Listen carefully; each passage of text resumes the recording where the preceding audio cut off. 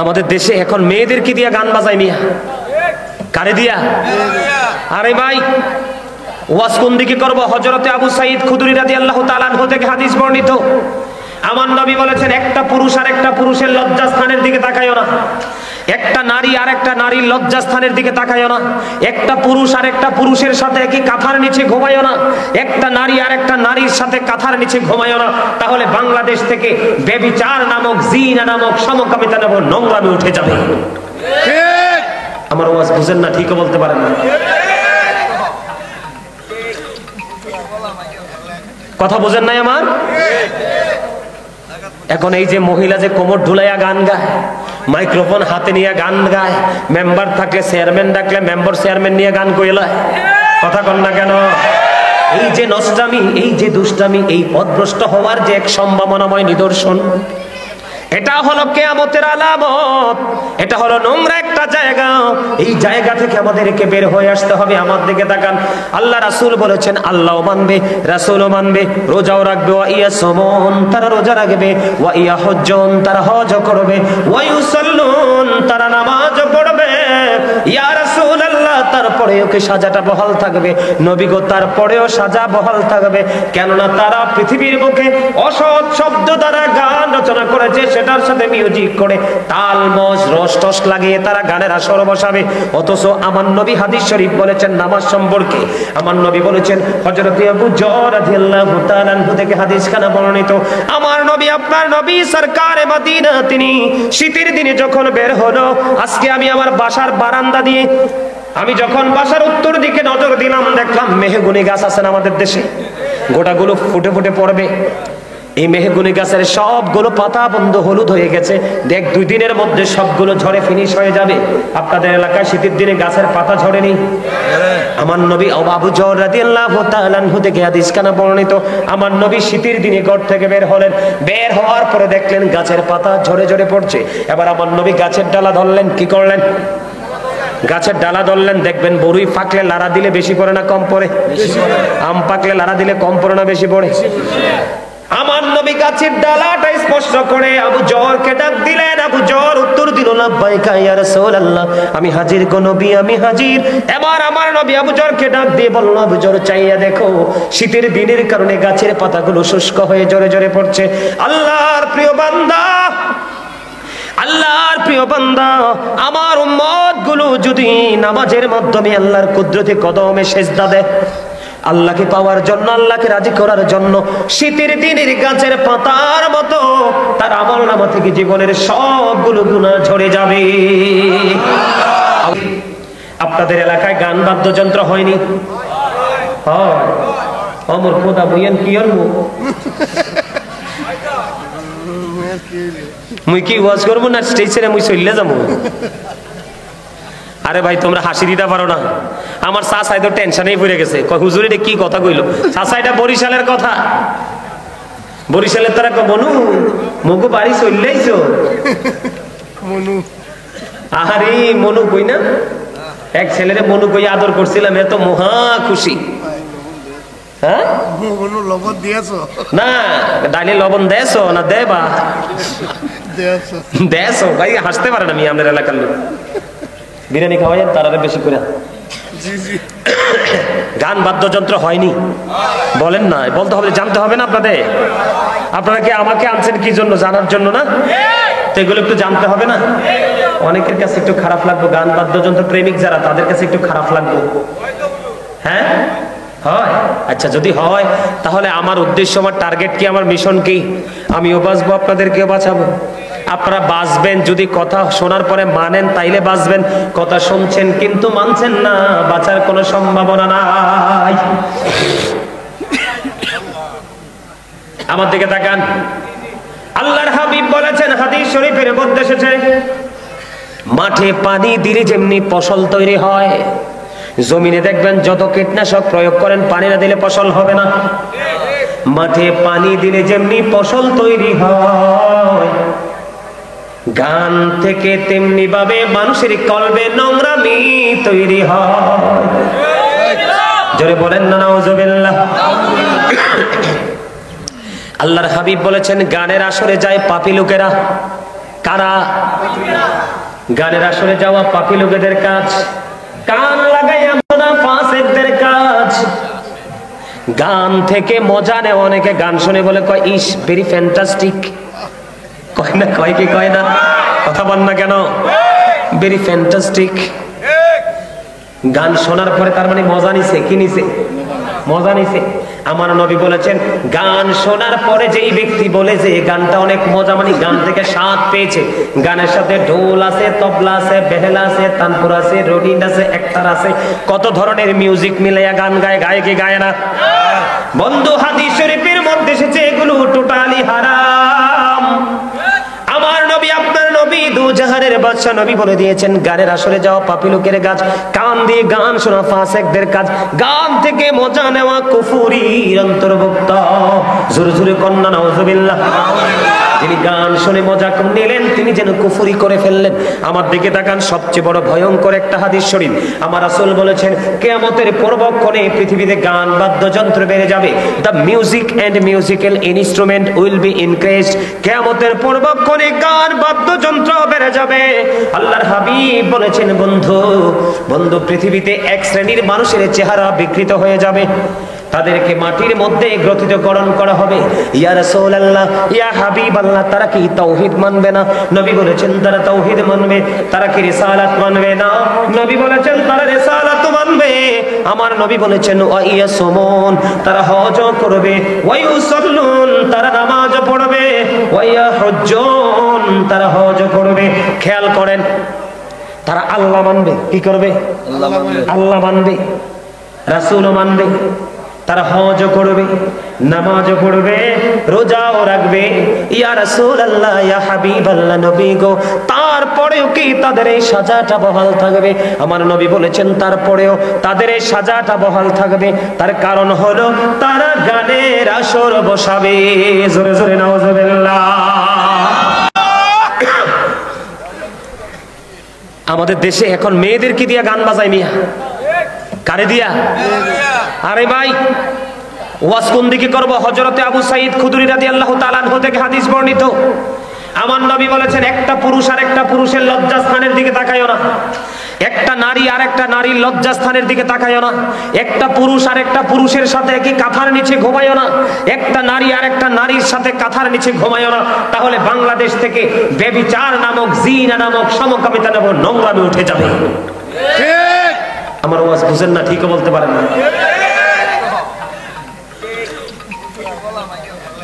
কথা বুঝেন নাই আমার? এখন এই যে মহিলা যে কোমর ঢুলাইয়া গান গায়, মাইক্রোফোন হাতে নিয়ে গান গায়, মেম্বার থাকলে চেয়ারম্যান ডাকলে মেম্বার চেয়ারম্যান নিয়ে গান কইলায়, কথা কন না কেন? এই যে নষ্টামি, এই যে দুষ্টামি, এই পথভ্রষ্ট হওয়ার যে এক সম্ভাবনাময় নিদর্শন, এটা হলো কিয়ামতের আলামত। এটা হলো নোংরা একটা জায়গা। এই জায়গা থেকে আমাদেরকে বের হয়ে আসতে হবে। আমার দিকে তাকান, আল্লাহ রাসূল বলেছেন আল্লাহও মানবে, রাসূলও মানবে, রোজাও রাখবে, ওয়া ইয়াসুমুন, তারা রোজা রাখবে, ওয়া ইয়াহুজ্জুন, তারা হজ করবে, ওয়া ইউসাল্লুন, তারা নামাজ পড়বে। ইয়া রাসূলুল্লাহ, তারপরেও কি সাজাটা বহাল থাকবে? নবী গো, তারপরেও সাজা বহাল থাকবে। কেননা তারা পৃথিবীর বুকে অসৎ শব্দ দ্বারা গান রচনা করেছে, সেটার সাথে মিউজিক করে তাল মজ রস টস লাগিয়ে তারা গানের আসর বসাবে।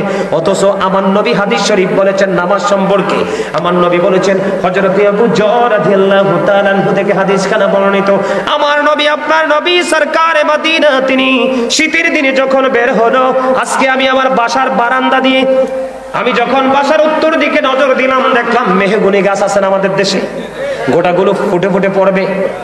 এই মেহগুনি গাছের সবগুলো পাতা বন্ধ হলুদ হয়ে গেছে, দেখ 2 দিনের মধ্যে সবগুলো ঝরে ফিনিশ হয়ে যাবে। আপনাদের এলাকায় শীতের দিনে গাছের পাতা ঝরেনি? আমার নবী আবু যর রাদিয়াল্লাহু তাআলা আনহু থেকে হাদিসখানা বর্ণিত, আমার নবী শীতের দিনে ঘর থেকে বের হলেন, বের হওয়ার পরে দেখলেন গাছের পাতা ঝরে ঝরে পড়ছে। এবার আমার নবী গাছের ডালা ধরলেন, কি করলেন? গাছের ডালা ধরলেন। দেখবেন বরুই পাকলে লাড়া দিলে বেশি পড়ে না কম পড়ে? আম পাকলে লাড়া দিলে কম পড়ে না বেশি পড়ে? আমার নবী নবী গাছের ডালাটা স্পর্শ করে আবু জরকে ডাক দিলেন। আবু জর উত্তর দিল, লাব্বাইকা ইয়া রাসূলুল্লাহ, আমি হাজির গো নবী, আমি হাজির। এবার আমার নবী আবু জরকে ডাক দিয়ে বলল, আবু জর চাইয়া দেখো, শীতের দিনের কারণে গাছের পাতাগুলো শুষ্ক হয়ে জোরে জোরে পড়ছে। আল্লাহর প্রিয় বান্দা, আল্লাহর প্রিয় বান্দা, আমার উম্মত গুলো যদি নামাজের মাধ্যমে আল্লাহর কুদরতি কদমে সেজদা দেয়, আল্লাহকে পাওয়ার জন্য, আল্লাহকে রাজি করার জন্য, শীতের দিনের গাছের পাতার মতো তার আমলনামা থেকে জীবনের সবগুলো গুনাহ ঝরে যাবে। আওয়াজ তুলে বলেন না সুবহানাল্লাহ, আরো জোরে। এখান থেকে কি বোঝা যায় নবী কেমন ভাবে এক্সাম্পল দিয়েছেন?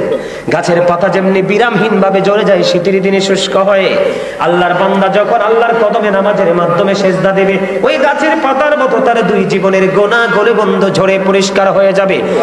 এত চমৎকার হাদিস শরীফ আমার নবী বর্ণনা করলো, কিন্তু গান বাদ্যযন্ত্র প্রেমিক যারা, তাদের জন্য কত ভয়ঙ্কর নিউজ আমার নবী দিলেন। বন্ধু, যারা গান বাদ্যযন্ত্র প্রেমিক, তামাশা করতে পছন্দ করে, তাদের আল্লাহ বা আল্লাহর হাবিব জানিয়ে দিয়েছেন, নামাজ পড়তে পারবা, হজ করতে পারবা, রোজা রাখতে পারবা, লা ইলাহা ইল্লাল্লাহু মুহাম্মাদুর রাসূলুল্লাহ সাল্লাল্লাহু আলাইহি সাল্লাম বলে তুমি সাক্ষী দিতে পারবা, তারপরেও তোমার এই সাজা বহাল থাকবে। তার মানে এটা যেটা ইসলাম সাপোর্ট করে না, এটাকে আপন করাই সীমা লঙ্ঘন করা, আর আল্লাহ সীমা লঙ্ঘনকারীকে পছন্দ করেন না। আমার দায়িত্ব হলো আপনাদেরকে বলে দেওয়া, কি দেওয়া? আমার দায়িত্ব আপনাদেরকে ইনফর্ম করা, জানিয়ে দেওয়া। মানবেন কিনা সেটা আপনাদের ব্যাপার। কথা বলেন না কেন? মানা না মানা কার ব্যাপার? আমার কথাগুলো একটু খারাপ লাগে না? হ্যাঁ, গান বাদ্যযন্ত্র করবে, যাবে না। পৃথিবীর অবস্থা ভালো নয়, মুসলমানের অবস্থা ভালো নয়। এই আমার দিকে তাকান, বেঈমান কাফের মুশরিকরা হলো আমাদের শত্রু। এই বেঈমান কাফের মুশরিকরা কি শত্রু? এটাকে আমি বলছি না, আল্লাহ। ইন্নাল কাফিরিনা কানু লাকুম আদুওয়াম মুবিনা, the heretics are the eternal enemy of the believers. ঈমানদারদের প্রকাশ্য শত্রু হলো বেঈমানেরা। কারা? মনোবহ।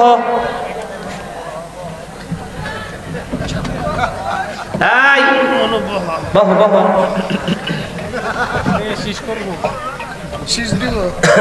আমার কথা আপনার কাছে ভালো লাগে? আর একটু ওয়াজ করবো, আর একটু শুনবে? তাহলে আপনার আরেকটু আলোচনা শোনেন বন্ধু। গান বাদ্যযন্ত্রের পাশাপাশি আর নোংরামি কিন্তু আমাদের মাঝে আছে। আমার দিকে তাকান, এই যে বাংলাদেশে একটা পুরুষ আর একটা পুরুষকে বলৎকারে স্বীকার করে কি করে না? কথা বলেন না কেন? অনেক মৌলবীরাও করে, টিভিতে দেখেন না, অনেক মৌলবীরাও করে। এটা কিন্তু আমরা আখিরি নবীর উম্মত, এটা আমাদের কর্ম নয়, এটা লূত আলাইহিস সালামের জামানায় ছিল এই নোংরামি। আমরা তো আখিরি নবী, শ্রেষ্ঠ নবীর উম্মত, আমাদের এটা কখনোই করা উচিত নয়, কারণ এটা টোটালি হারাম। জারজ সন্তান আসে কিভাবে জানেন? এই ব্যভিচারের মাধ্যমে। নারী পুরুষ যখন ব্যভিচারে লিপ্ত হয়, তখনই কিন্তু পৃথিবীর যুগ কোলে আসে কি জারজ সন্তান। ঠিক কিনা বলা? আমি আপনাদেরকে একটা তথ্য দিব আজকে। আল্লামা ইবনে হাজার আসকালানি রাহমাতুল্লাহি আলাইহি, তিনি হাসান ইবনে জাকওয়ান থেকে তিনি বর্ণনা করেছেন। তিনি বলেছেন, পৃথিবীর মানুষ, তোমরা বড় লোকের সন্তানদের সাথে ওঠা বসা করিও না। কথা বলেন না কেন? কি করিও না?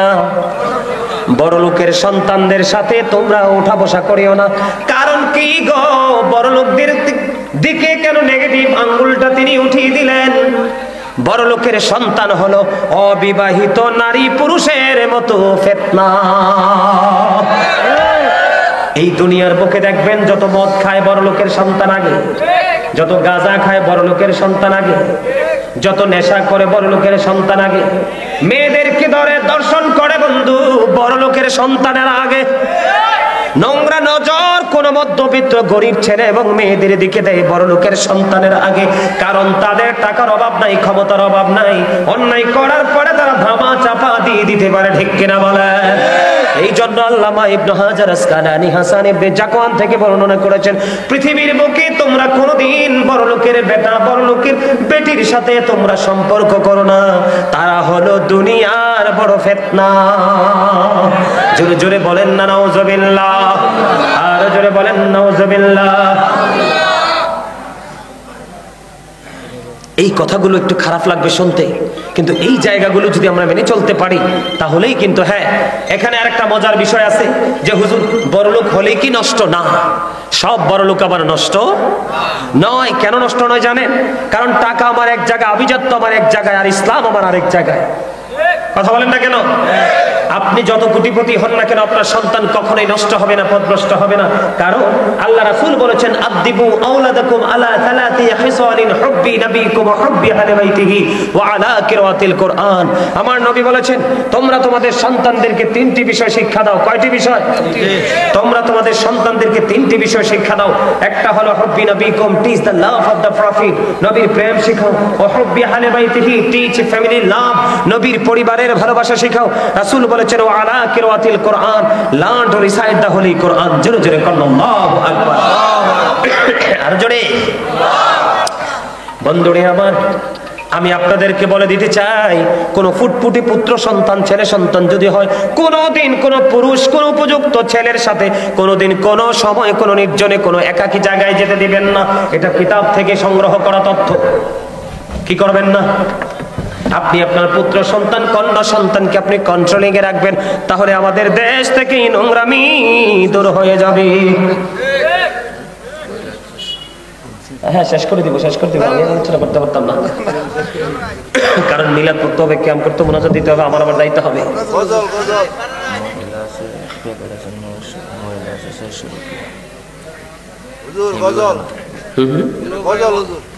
গজল গাইলে হাদিয়া লাগবে।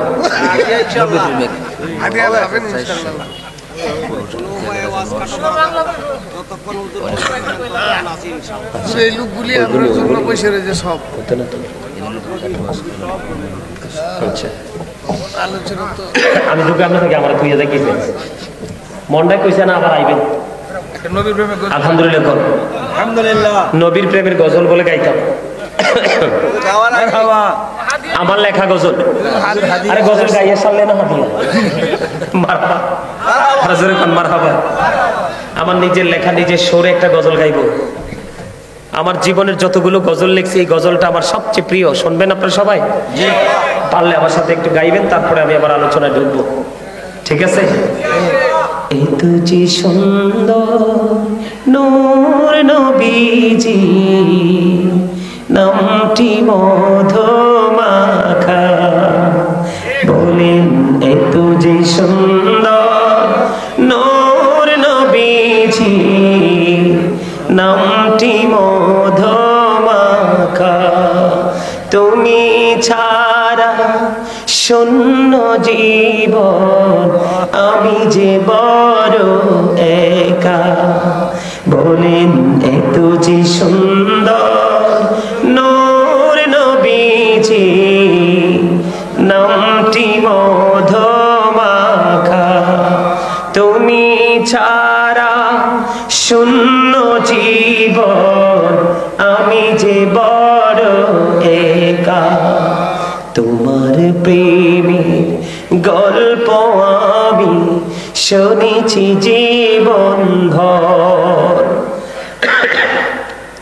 তাই তো আমার মনের ঘরে বইছে প্রেমের ঝড়, বলেন তোমার প্রেমের গল্প আমি শুনেছি জীবন ভর, তাই তো আমার মনের ঘরে বইছে প্রেমের ঝড়, পথ চেয়ে আছি আমি কবে দিবা দেখা,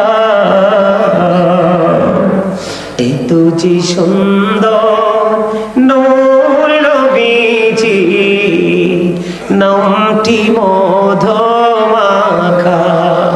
বলেন পাগল পারা মনটা আমার কাঁদিনি ঝুমরাতে। এই দুনিয়া পাই যদি গো পাবো হাসরেতে। নেই তো কোনো ভাবনা রাসূল, তুমি যাহার সখা। এত যে সুন্দর নূর নবীজি, নামটি মধুমাখা। প্রেমিকী ছিলেন হাবুশেরি বেলা, চেহারা তার কালো। হৃদয়ে জোড়ে ছিল গো রাসূল, তোমার প্রেমের আলো। বলেন প্রেমিকী ছিলেন হাবুশেরি বেলা, চেহারা তার কালো। হৃদয়ে জোড়ে ছিল গো রাসূল, তোমার প্রেমের আলো। নবীর প্রেমে ইতিহাসে এই নামটি আছে লেখা। এত যে সুন্দর নূর নবীজি, নামটি মধুমাখা। মারহাবা বলেন। গলাটা তো ভালো নাই, আজকে 15 দিন কাশতেছি। এই কাশতে কাশতে কাশতে কাশতে জ্বরটা নামছে। জ্বরটা মন হয়েছে আমার এই বডিটার একটা খালি মাঠ পাইছে, ওষুধ খাইলে এটা আউট হয়ে যায়। নির্দিষ্ট সময়ের পরে আবার এটা দৌড়ে আসে। আমি কই মাঠ যত খালি পাইছো দৌড়াও। আর আল্লাহ আবার এতক্ষণ চালাই চলি। আর পাবলিকও জানেন মাহফিলগুলোতে 1 বছর 6 মাস আগে থেকে সেটিং করা, বড় বড় প্রোগ্রাম, কত হাজার কৌশল করেও কিন্তু ছুটতে পারি না। যেমন এই লোক আজকে যদি কইতাম আইতাম না, হ্যাঁ যে কি যে করতো ওটার মানে বলার কোনো ভাষা নাই। তবে অসুস্থ শরীর নিয়ে আলোচনা করছে, আপনাদের উপস্থিতি, আপনাদের মনোযোগে আমি মুগ্ধ হয়েছি। আমি অন্তর থেকে আল্লাহর কাছে দোয়া করব এই এই এই কলমাকান্দা এই এরিয়া যেন আল্লাহ রাসূলের প্রেমের এক বাগান হিসাবে রূপ নেয়। আর যারা বলেন আমিন। আরেকটা ওয়াজ করতাম নিকুদ্দুর করতাম। আচ্ছা আরেকটা ওয়াজ করতাম, আমরা দিকে করতাম না আরেকটু। এখন না আমার একটা তথ্য আগে ছিল কি, আপনারা যারা আমার অনলাইন আলোচনা শুনেন দেখবেন একটা বিষয়ের উপর লম্বা করে কথা বলা। এখন একটা সিস্টেম হচ্ছে কি জানেন, টপিকস আকারে আলোচনা করা। কারণ আমাদের সমস্যা তো শেষ নাই। আমাদের সমস্যার কি শেষ নাই। আজকে এখানে আসছি, আগামীকালকে কি আবার আসবো? এই জন্য আমার পার্সোনালি একটা মানে মিশন থাকে, একটা টার্গেট থাকে যে আমি অনেকগুলো তথ্য দিব আমি আমার শ্রোতাদেরকে। তবে শ্রোতাদের তো নেওয়ার অভ্যাস আছে কিনা সেটাও আমাকে দেখতে হবে। সমস্ত উপস্থিতি, বর্তমানে আমরা যারাই নামাজ পড়ি, জুমাতে পড়ি আর পাঞ্জেগানা পড়ি আর একাকে পড়ি বা জামাতে পড়ি, যেখানেই পড়ি, এখনো কিন্তু আমাদের সবচেয়ে বড় একটা এফেক্টেড একটা জায়গা, সেই জায়গাটা হলো পোশাকের জায়গাটা। কোন জায়গাটা? পোশাকের জায়গাটা। যেমন এই যে আমার স্বাস্থ্য ভাই কিন্তু আমারে খুব ভালোবাসা, আমি বুঝতে পারছি, মনটা দিয়ে ওয়াজ শুনতেছে, হাসি খুশি পাবে, কিন্তু সে যে পোশাকটা পরছে সেটা তো কোরআন হাদিসের দৃষ্টিকোণ থেকে 100% নাজায়েজ।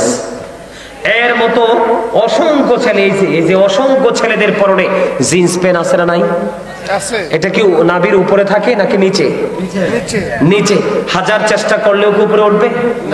কেন উঠবে না? কারণ এটা জন্মই হয়েছে ছোট্ট হয়ে। কি হয়ে? সূরা আরাফের 26 নম্বর আয়াত, সূরা আরাফের 26 নম্বর আয়াতে আল্লাহ রাব্বুল আলামিন ওয়াজ করতেছেন আদম সন্তানের জন্য আল্লাহ রাব্বুল আলামিন পোশাক দিয়েছেন, যেই পোশাক আদম সন্তানের লজ্জাস্থানকে ঢেকে রাখবে, যা তার সৌন্দর্য বৃদ্ধি করবে, বাড়িয়ে দিবে। জোরে কোন সুবহানাল্লাহ। তবে সূরা আরাফের লাস্ট এই 26 নম্বর আয়াতের শেষের দিকে আল্লাহ বলেছেন লিবাসুত তাকওয়া যালিকা খায়র। আল্লাহর কাছে সবচেয়ে উত্তম পোশাক হলো তাকওয়ার পোশাক। ছোট্ট করে বলছি, আপনারা কেউ রাগ হইয়েন না। কিসের পোশাক? তাকওয়ার পোশাক। পুরুষদের পর্দা, এটা হলো পুরুষদের পর্দা। উপর দিয়ে থাকবে নাভি বরাবর। কি বরাবর? উপর দিয়ে থাকবে নাভি বরাবর অথবা নাভির উপরে, আর নিচের দিক দিয়ে থাকবে টাকনুর উপরে। এটা হচ্ছে পুরুষদের জন্য এই পোশাকটা ফরজ। এখন আমাদের পোশাক উপর দিয়েও নাভির নিচে, নিচে দিয়েও নাভির নিচে। এখন কি পোশাক কিটা হালাল রয়েছে নি? আর কথা বলেন, শরীয়ত সম্মত রয়েছে? আমার রাসূল বলেছেন কিয়ামতের দিনে আল্লাহ রাব্বুল আলামিন ওই ব্যক্তিটাকে ক্ষমা করবে না, তার উপর কোনো দয়া কোনো মায়া তাকে করবে না, তার কারণ যে অহংকার করে করে ঠাকনোর নিচে ঝুলিয়ে ঝুলিয়ে পোশাক পরেছে। আপনারা দেখবেন যেই ছেলেটা জিন্স প্যান্ট পরে নামাজ পড়তে যায়, বিশেষ করে জিন্স প্যান্ট, একটা মসজিদে তো অনেকগুলো কাতার হয়, হয় না?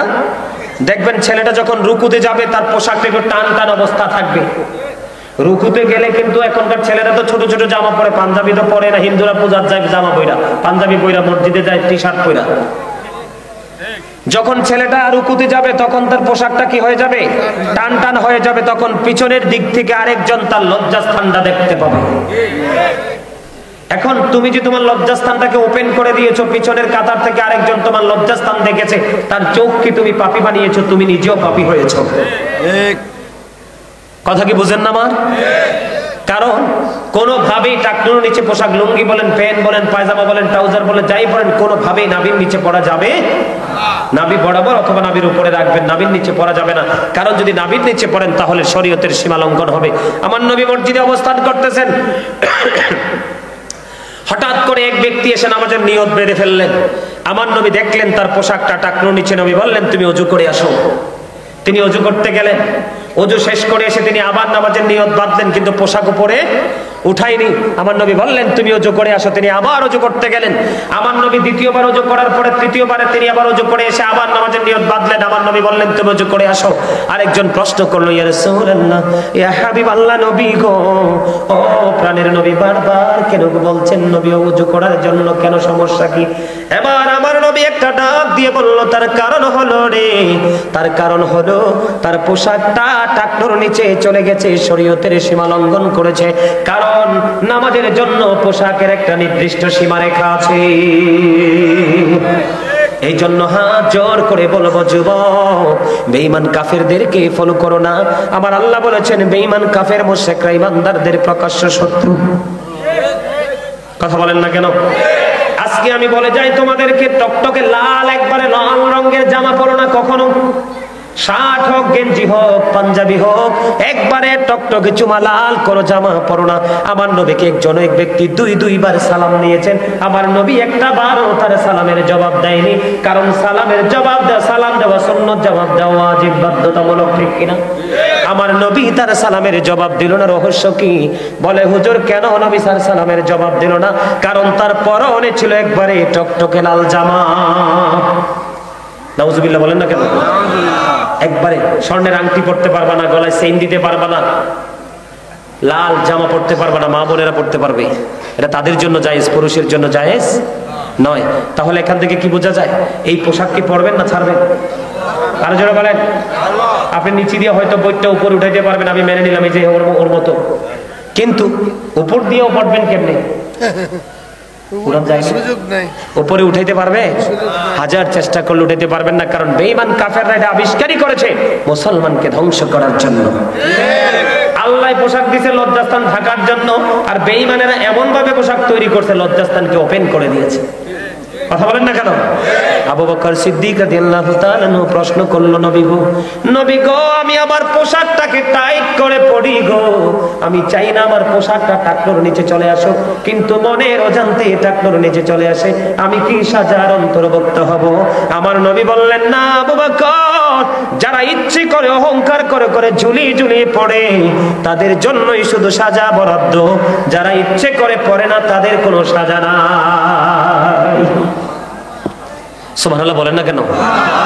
আরে জোরে দেখছেন ইসলাম কত সুন্দর। আজকে তো আমরা দুনিয়া নিয়ে কম্পিটিশন করি, কি নিয়ে? দুনিয়া নিয়ে, পৃথিবীর লোভ লালসা নিয়ে, পৃথিবীর চাওয়া পাওয়া আমাদের শেষটাই। আমার দিকে তাকান, আবু বকর সিদ্দিক রাদিয়াল্লাহু তাআলা আনহুর একটা মুহূর্ত